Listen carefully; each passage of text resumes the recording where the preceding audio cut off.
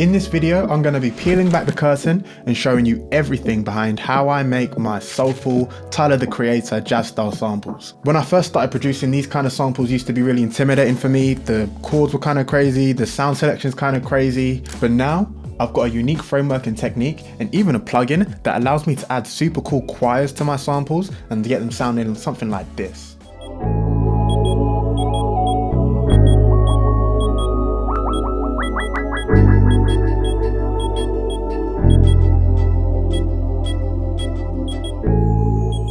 So make sure you stick till the end so you can see the entire process behind how I made that from scratch. And thank you to UVI for sponsoring this video. Let's get into it. Uh-oh, another episode. And I want to show you some tips. I want to show you some cool things. Here's what I've got. With these types of samples, I like to start with the chord progression. See if I can't just find me something that I like. Vintage keys, something like that. That's nice.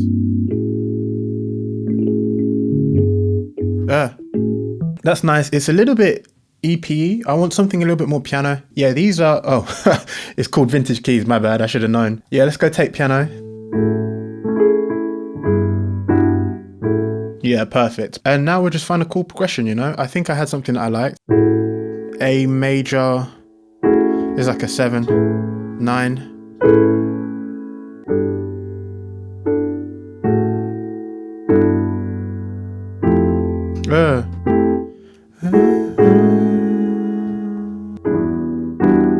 Oh, to the minor, that's cool. So a little bit of game on the chord progressions. A lot of people ask me how I kind of figure this stuff out, and as you can tell, it is a process of exploration. So a lot of people think because I know music theory that I feel like you get told what you have to play, but that's really not how I come up with these kind of chord progressions. I know these chords, I know the extent, like how to find the extensions and recognize the chords. And right now what I'm doing is I'm just stitching stuff together, right? Trying things and seeing what I like and seeing what works, because music theory is descriptive and not prescriptive, which means it doesn't tell me what I have to do. If I just wanted to describe what I was doing, I could probably find some musical language to convey that to you guys and tell you what I did. But yeah, I'm just trying things like if I was in the key of A major, I think to stay in the key it'd probably be a minor of some sort or something like that. But I'm choosing to play a major just because it sounds fire. And this is why I think it's so cool to learn music theory, to expand your tool set instead of feeling like it's restricting your tool set. Oh, see, that's fire.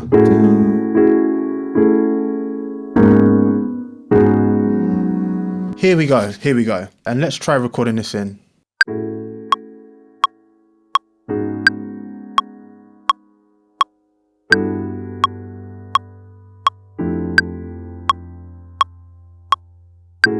I think I want this to come straight in on the one, so I'm gonna move this back. There we go.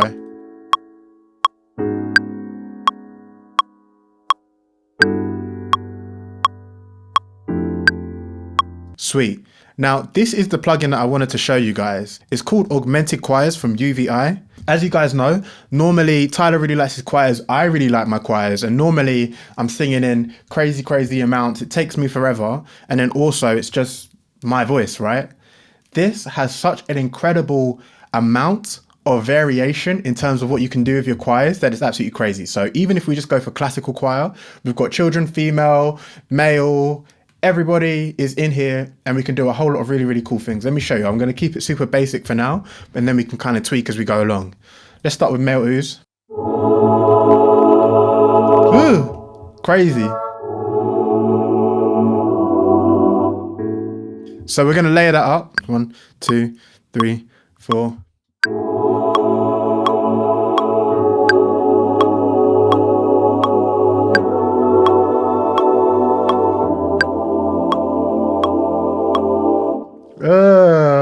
And what I would consider is if we can do a little bit of voice leading, it's going to make it feel more natural, right? So if we carry this C sharp right through, this E naturally goes to the D, this F carries straight through, this G sharp carries straight through.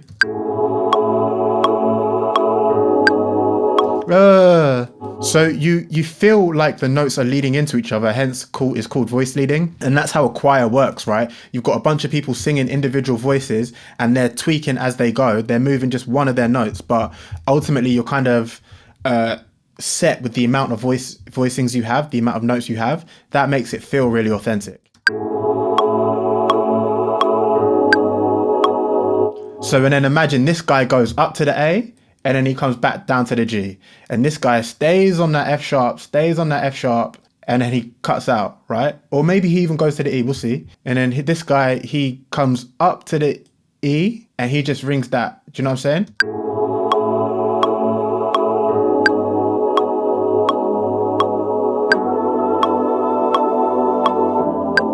Ooh. Maybe if I take this A out, because the question is, if this guy goes up to the C and this guy goes down to the F, who's doing that A, right? Do you see what I'm saying?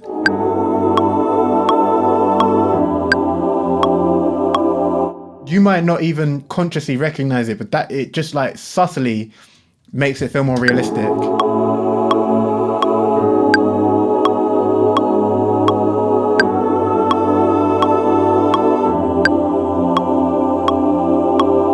Perfect. I'm gonna legato these, and just drag these two to the end. And then we're gonna use envelopes to control the sustain pedal that I was using beneath my... Oh, I actually did some pretty decent sustain control here. Perfect.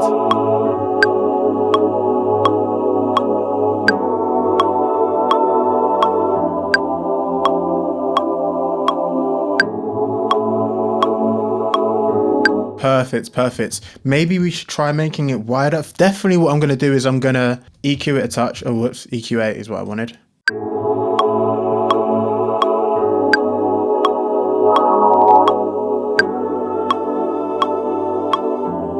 That sounds fire. And then also on board, we've got a whole bunch of effects that we can use inside of augmented choirs to add a little bit more sauce if we wanted to.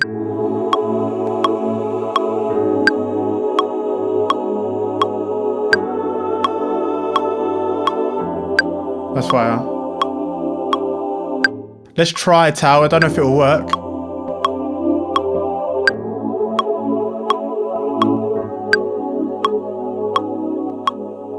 I don't like Tau. I might like Phase.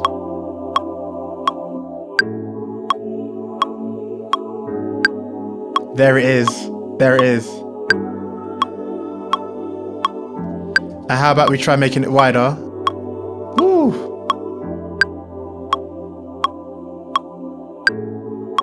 There it is. We'll pull in some sounds from my Tyler to create a kaleidoscope pack.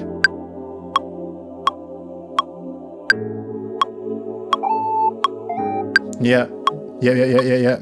2, 3, 4.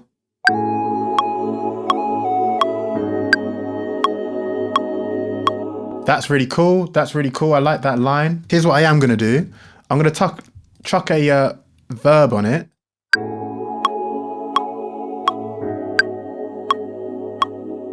Right, and we're gonna automate that verb. We're gonna start with it low, automate the verb so that the mix comes up like this.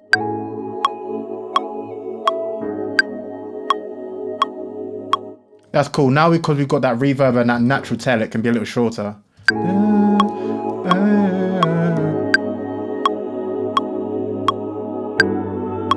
Yep.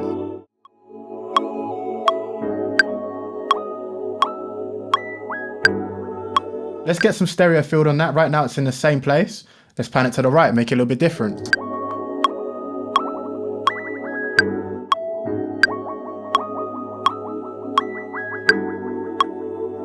Crazy.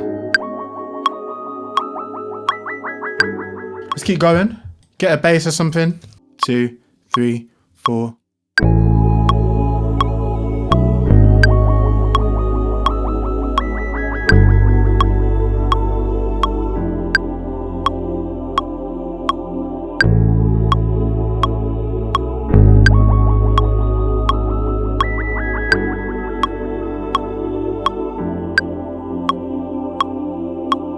I think I only need this half of that.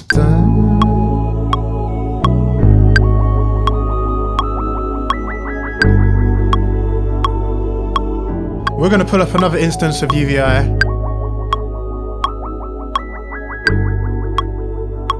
Because we've got choirs and we've also got a few other elements in here that we can use to kind of add some variety.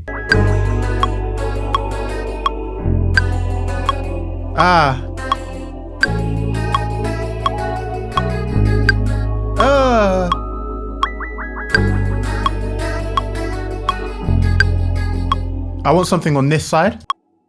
Let me hear that.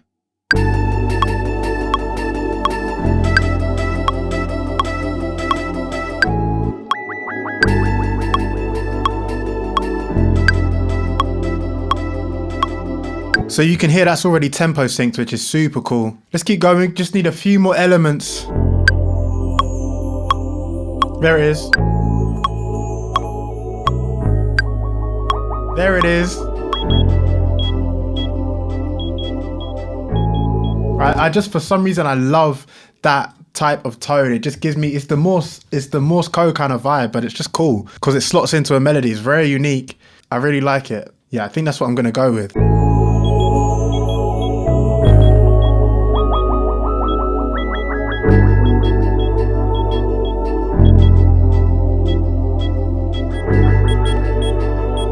Crazy.